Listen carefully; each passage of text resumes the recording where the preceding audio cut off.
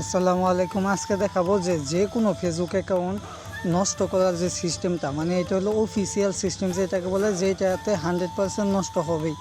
মানে যে কোনো ফেসবুক নষ্ট করার ক্ষেত্রে আপনার লাগবে কি, ওই নামে এবং তার ফেসবুকের নাম এবং জন্ম তারিখের সাথে ক্যান আইডি কার্ড বা যে কোনো একটি কার্ড লাগবে।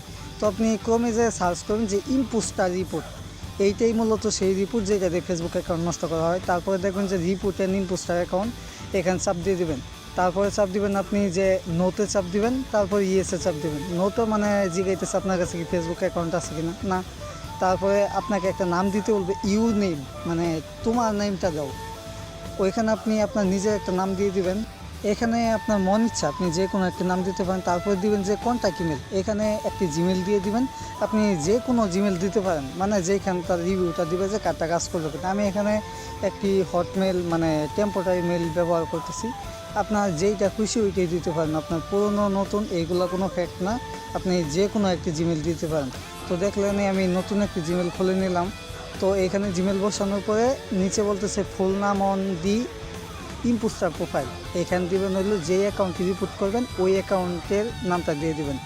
তারপরে আপনাকে চাইবে যে চুজ ফাইলে দিবেন, মানে ওই অ্যাকাউন্টের নাম এবং জন্ম তারিখের সাথে একটি কার্ড দিয়ে দিবেন, কারণ এইটাই হলো মেইন উৎস। তারপরে লিঙ্ক চাইবে, আপনি ওই প্রোফাইলের লিঙ্কটা তো কপি করে রাখছেনই, ওইখানে লিঙ্কটা বসাই দিবেন যে লিঙ্ক মানে প্রোফাইলের লিঙ্ক যেটাকে রিপোর্ট করবেন।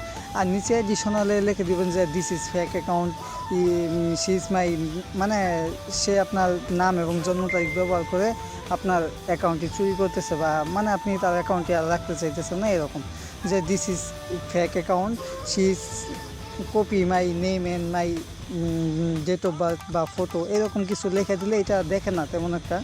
তারপরে আপনি সেন্টার চাপ দিয়ে দিবেন।